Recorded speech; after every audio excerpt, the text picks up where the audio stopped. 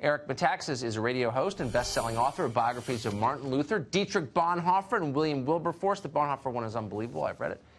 And we're happy to have him tonight. Join us now. Eric, great to see you. Always great to be with you. Thank you. I'm still trying to get over the topless Bernie Sanders video. You I know, should not it was have a lot. shown that. It was a lot, hard. and we should have put up some kind of parental warning, but it slipped our minds.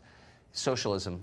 Anyway, why, leaving aside like the debate over the details of student loan forgiveness or whatever, why isn't the conversation about how to help Americans have the number of children they say they want to have but can't because they can't afford it? Why does no one ever bring that up? It's rather simple.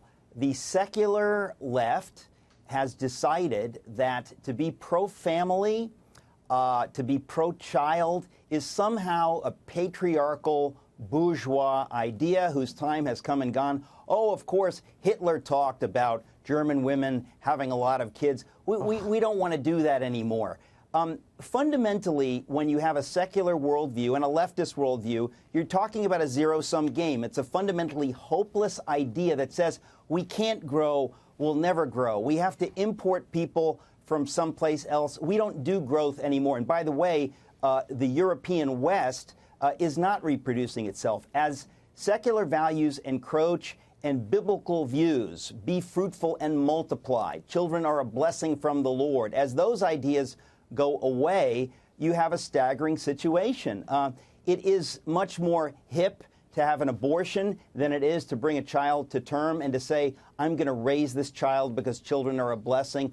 All of these ideas have got us to where we are now. It's very strange. It's very hopeless. But I'm confused. And I agree with your analysis, but like, then what's the point of life? Going on more trips, buying more crap. That's, of course, that's the point. Clothes. Yeah, I mean, what if it's not? I'm serious. Like, what? But you're right. What is the point? That's exactly right. Nobody really says this because it's too ugly to say it. But if you actually believe that we evolved out of the primordial soup and through happenstance got here by accident, then our lives literally have no meaning.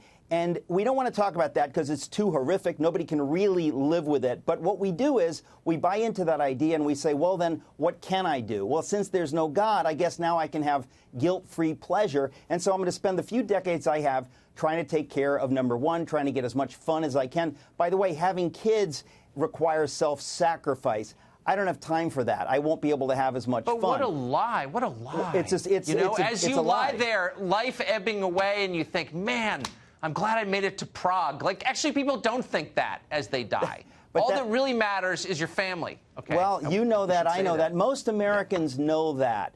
But the secular left, most of whom are the media pundits, don't know that. Most of the people who are the cultural elites don't know that. And they live in a world where to talk about being pro-family or have a lot of kids is unthinkable. It's distasteful. It's we grotesque. need to keep talking.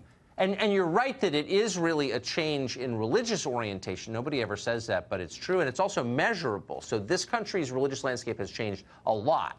According to the General Social Survey, which the University of Chicago has been doing, I think, since '72, great survey, for the first time ever, the largest single religious group in this country is people with no religious affiliation at all.